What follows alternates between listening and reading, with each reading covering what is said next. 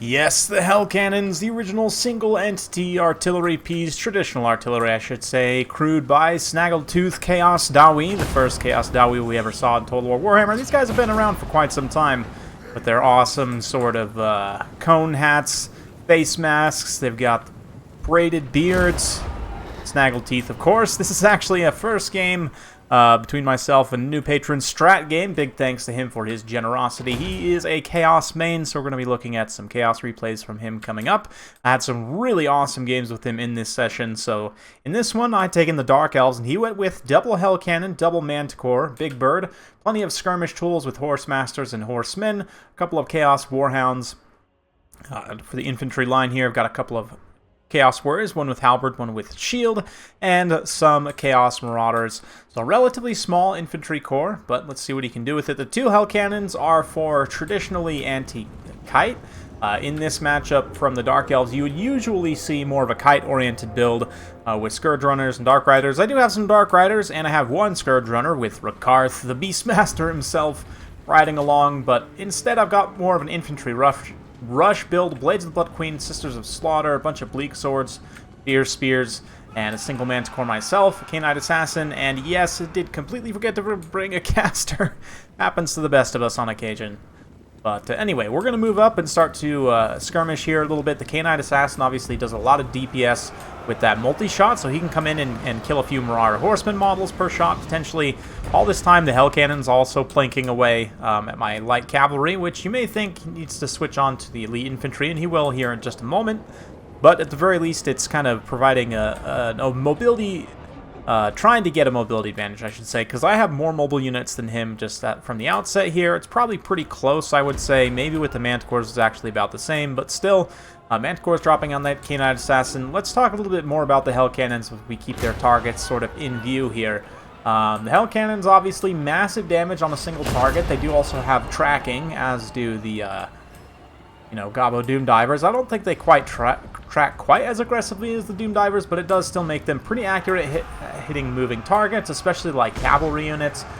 Big old explosion also does, major damage on the impact, and obviously the explosion as well. So just damage is very high, although it is a single model only. It can get counterfired by like Fireball and Bolt Throwers as a result pretty easily. Here I'm able to deal with the Manticore. My Manticore gets absolutely savaged here though, and the Canine Assassin also was able to disengage. He did get some pretty good value from his Web of Shadows there on that big blob, but definitely feeling not having Soul Stealer at the moment to drop on this cavalry blob here. But anyway, the Hellcannons, the nice thing too is they do have a couple of abilities. A lot of people will forget to use these, including myself very often. One of them just lets them move a tiny bit faster. It's not really much, but they do accelerate, restores a little bit of their vigor as well, which is nice. If you're popping that throughout their course of fire, their vigor will more slowly decrease, and then of course boom just means they'll do more missile damage, right? So just remember to be using those active abilities, keeping them on cooldown as much as possible, but they have expended a good amount of their ammunition. Granted, they've been shooting relatively cheap targets up until now, but I'm just barely getting into combat with my infantry force. Blades of the Blood Queen here have gotten into combat and just absolutely eviscerate these Marauders here, but Manticore drops in. He's got another line too with these Chaos Warriors that can come and bail out. In the meanwhile, yeah, just absolute madness here. The back line is the big blob of stuff, just concentrates on taking out each Dark Rider crossbow sort of individually, in detail. And here comes Rakarth in the front line, charging the Manticore, helping to support. Already, though, Blades of the Blood Queen have taken significant damage from the Manticore and from the few shots of the Hellcannons, just dunking point-blank range. The arc of fire is also excellent on Hellcannons. They can almost be considered like a mortar-type artillery because of the way they fire up and over at an angle. They will very rarely have any line of sight issues and are usable on just about any type of terrain. So like here, a regular cannon probably wouldn't be able to hit these guys because of the slope here. We kind of get the flags out of the way and take a look, but because on number one they're so tall, the sort of firing point is kind of up high, and also that arc of fire, they can shoot in a pretty extreme arc, means they're going to be able to come in and shut them down, or if they themselves weren't getting shut down by these naked Sisters of Slaughter, they're going to get in. The Chaos Warriors attempt to protect, but Sad Swords also getting in here, taking out those Snaggletooth Dawi. So for the time being, they are both shut down. Let's take a look at the values, though. This one here, 72 kills, 1,200 value, does pay for itself absolutely. This one, not quite so much, only 800 value, but still pretty decent, helping take out a lot of the mobile units and everything. And yeah, looking pretty good. Nice final transmutation there from Big Bird. Got Rakarth pretty low, so I'm going to try and keep him moving as much as possible and not get caught up by the Feral Manticore. Got the Whip of Agony on one of them, so only down to 10 melee defense. No terror there. Obviously, Arthurel still causes terror, so it's potentially an issue. The Sisters of Slaughter should be okay supporting this monster fight, though. 25 charge, 49 attack, 58 defense with poison. Both these monsters are light armor, right? Manticore actually shatters there, so that's pretty good. Blades of Blood Queen going to charge with some spears here into Marauders. We'll get up close as these guys duke it out here in the late game. It's going to be pretty close. Right now, Balance Power is basically dead even. There's still this massive block of Marauder Horsemen and Horsemasters here that's potentially going to be a big problem, especially given that Sisters of Slaughter, of course, only have 5 armor. They have, what, like a 5-10% missile block chance. It's basically nothing. Poison Warhounds coming in. They have some good numbers here. Won't be subject to anti-large, but still, Spears also should be okay at taking out the Horsemasters. So if I can kind of get the poison and then the spears to concentrate together here, we should do okay. But there's just not enough models here, and Dark Elves mass is so bad. I mean, Elves in general, I think, are the lightest infantry type. I believe they're lighter than humans. Humans also quite light, must be said. But like Skinks may be lighter, Goblins may be lighter, but Elves are within that category of super light mass, especially something like Sisters of Slaughter. So K9 Assassin still got some ammo, though, so he can kind of stand off here and fire, continue to poke these horsemen as they rinse and retreat. Repeat? Yeah, it works. Okay. The Sisters of Slaughter overextending a little bit, taking some javelins. We're going to pull them back. Yeah, Assassin's Trophy also on Big Bird. Can Rakarth get in, get it done? He gets a charge there. Big Bird, again, not getting trapped in, though. Just able to easily maneuver away. Horsemen, Horsemasters come in. And another cycle charge here. And my troops are getting pretty low. If I lose the Spearmen, I mean, the Sisters of Slaughter suddenly become a lot more vulnerable. Blades of Blood Queen's still hanging around, trying to deal with these last Chaos Warriors. Sad Swords as well, doing really good, actually. Balance of Power starting to go in my favor, as a lot of the leadership for these Chaos support units is getting really low. And Sarthrel himself, 300 HP. Of course, he's unbreakable, so we won't rout, but if he goes down here, that will basically immediately lead to army losses. So we're going to fast forward a little bit. Hellcannons are gone, since that was the focus of this replay. And it's just going to be a big skirmish. I don't really have enough models, though, and once Strat Game here is able to recover most of his troops, sort of get set and use his mobility very effectively to chase routing units, isolate, and just make sure he plays, you know, smart, low risk.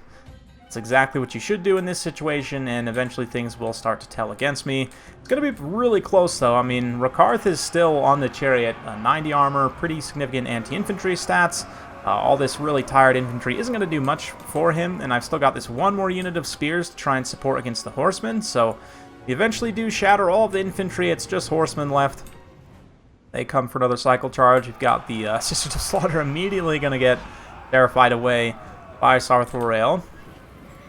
But again, the Rakarth not really taking much damage at all from these horsemen and horsemasters. Dread Spears coming in, they get a little bit of a rear attack there. That's going to lead to them routing, so it's going to be so close, but a back-breaking final transmutation from Big Bird here. Going to probably finish off Rakarth. Let's see, it is going to take down quite a few models of the Dread Spears there as well. Rakarth, oh man, down to 230 HP, charges in, and gets terrified immediately by Sarthrel, and that's basically it. I mean, technically, the Fear Spears will continue fighting for a short amount of time, but Basically, as soon as Sarthril gets near them, they get rear charged. That's it. A very, very good play by Strat Game there, I have to say. I was very impressed with him in this game. Yeah, is a very good player already, so, you know, it's great for me, because then we can focus in on certain aspects, you know, in our Hatred practice sessions. But regardless, wanted to say big thanks to him for his generosity, and for the awesome games. I had a lot of fun here for this Dark Elf Rush build. Actually ended up doing okay, System of Slaughter, helping to take out some of the artillery and so forth. Infantry generally actually trading very cost effectively for me, which I am pretty happy about. Rakarth also pretty decent on his chariot. The Manticore was a little bit of a tough role. Not having a caster also definitely hurt me here. But the Hellcannons, I mean, I get why you would want to take them here, even though they didn't necessarily pay for themselves, or one of them did pay for themselves. It's still a pretty good pick, because, I mean, if the Dark Elves do end up going Rush, then, you know, you still have some tools to deal with there. The infantry, as long as you can keep them off of your stuff, right? And just in general here, I would say probably the biggest threat from Dark Elves is Bolt Throwers. They're not a super common pick in this matchup, and Strat Game's sort of build here, the way it's constructed, a lot of mobile units, he can potentially try and come in and pressure. You know, Sarthril could come in and drop that Final Transmutation on the Bolt Throwers to try and blow them up. There's a few different things you could do there. But let's just quickly talk a little bit about the Hellcannon finish up. There's not a lot of great direct comparisons. I've talked about Queen Bess before, and that's kind of another sort of single-entity, traditional-style artillery, right? With a high arc of fire and everything, so maybe there's some comparisons, but Queen Bess is quite a bit more expensive. Also has the ability to refill ammo. It's a one-off, right? But in terms of damage, I mean, the Hellcannon actually, you know, on paper at least, does more missile damage over 10 seconds. I want to say that's probably just because the rate of fire is much faster. Let's see, 10.8 seconds, and yeah, 16.2. So, and this one here, 262 armor piercing, anything that gets hit directly, very significant. Yeah, and I believe the explosion radius, which is not something that's necessarily listed here, is much larger for Queen Bess. But even still, in usage, they are quite similar, you know, especially like on a map that has interrupted line of sight, like Athol Tamara here is a good example. You park, like, maybe behind one of these forests, or in such a way behind the hill, where your opponent has to move bolt throwers, cannons, whatever counterfire artillery they have. As long as they can't shoot you directly, they have to maneuver them to get into position to fire. That gives you a certain amount of time to be using your artillery, you know, without them being countered. But the things to watch out for, like I said, cannons, bolt throwers, fireball, that kind of stuff can be pretty dangerous, just because they only need to take down the one model, and then basically the entire value is lost.